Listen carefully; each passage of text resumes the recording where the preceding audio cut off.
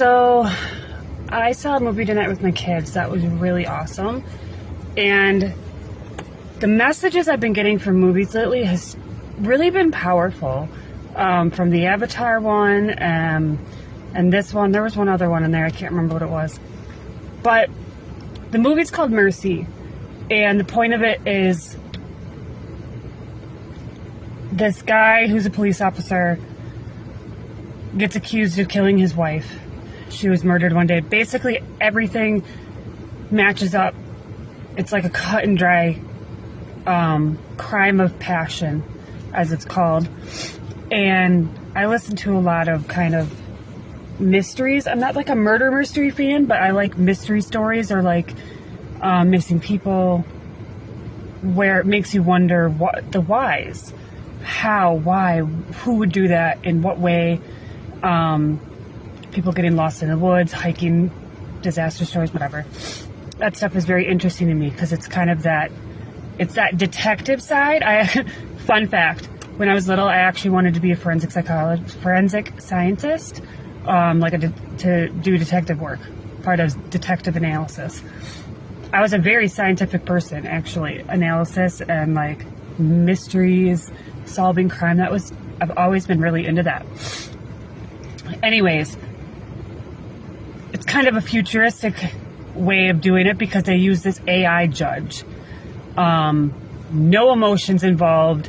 She said that they're like multiple times during you get like a 90-minute trial in this AI court, essentially.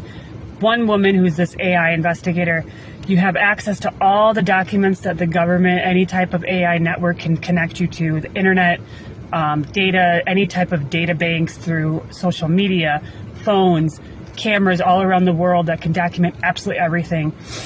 And, crime records, everything. And he has unlimited access to things. He just has to be able to sift through it and kind of put his case together. And he's a cop, so obviously he understands this quite well. So he has to kind of go back and do his own detective work, essentially. And he's able to access people in real time, so he can call friends of his or detectives or people in the line of duty. And they're kind of currently doing the scene or collecting evidence for the scene to create the case. And so they're going through this process. And by the end, obviously, I'm sure you can figure out that he was not guilty. And this AI court is essentially using factual evidence, things that you can tangibly hand in and show that you are innocent. Instead of innocent until proven guilty, they are going by guilty until proven innocent, essentially, which I feel like is very reflective of certain current society, that you are seen, you are prejudged, and you have to essentially prove your innocence rather than getting your guilt proven, which is what we're supposed to be doing. And by the end, they realize that what these systems are missing is human intuition. That AI and humans make mistakes. Nothing is guaranteed. No one can give you 100% without a shadow of a doubt guaranteed proof, essentially, or facts. There's always questions of the facts. And that's literally everything I speak to when it comes to nutrition and wellness and birth work more than anything, allopathic medicine. There's so many people who want to go so far into what's the masculine mind, very, very intellectual, logistical, analytical, and they want to push the emotions out of it. There's so much of our society that says put the emotions aside and only use facts. But what you're missing there is the balance of the feminine energy. You're missing the emotions and the intuition of the human, which is what makes us human. What makes humanity is our emotions and the connection to spirit and soul and our energy. Because there's such powerful wisdom to our energy to our intuition, because it connects us to spirit, the source of all knowledge. And it's something that so many people, especially in the science community, want to deny, is this connection, this innate connection of life force to the source of all things, which is the energy of all things. It's the interconnected matrix of the universe. And when we deny the knowledge, the consciousness, the wisdom that runs through us, which makes us human, the emotions, the intuition, when you deny those things, when you want to suppress the feminine aspect, which is highly emotion and intuition driven, the magic, I'm at the gym, you deny parts of yourself. You are rejecting a part of your human. And when we do that, we make big mistakes, and we're not making decisions by understanding the entire story. We're not looking at the entire human body when you're only picking organ systems out, or little pieces, or tiny cells, or looking at just a single virus, or a single bacteria, or a single organ. You're not looking at the whole picture.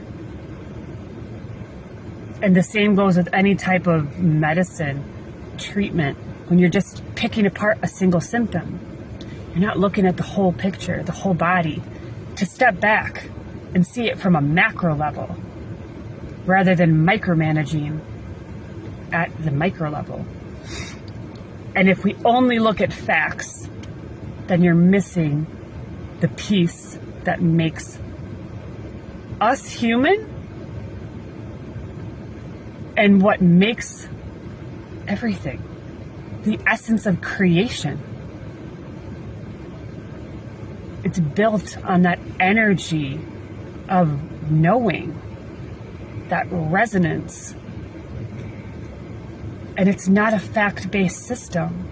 Science is not a fact-based system. It is a method of study, and it's always changing. Just like your body, just like your level of consciousness, just like our food source, just like our culture, just like humanity, everything is always changing and evolving. And if we don't evolve with it, then we lose ourselves. And we're going to lose touch with everything that makes us human. So next time someone tells you to keep emotions out of it, I argue that that is the worst thing you can do. Everyone wants to call women highly emotional. Yep. And that is what makes us wise. And yes, can you get lost in your emotions and not have a grasp on how to move through them, and you let yourself get controlled by emotions? Yup. And that's because someone is imbalanced in their own groundedness, their own embodiment. When you let your emotions get the best of you and take over, when you get lost in your emotions, you're not balancing that feminine and masculine aspect. You don't want to lean too far into the masculine, and you don't want to lean too far into the feminine. You need to remember this yin and yang balance. Think of the yin yang symbol. We are balancing both aspects of yourself, individually in our bodies and collectively as a culture, as a country, as a species, as a planet. It is all about that balance. So, remember that going forward.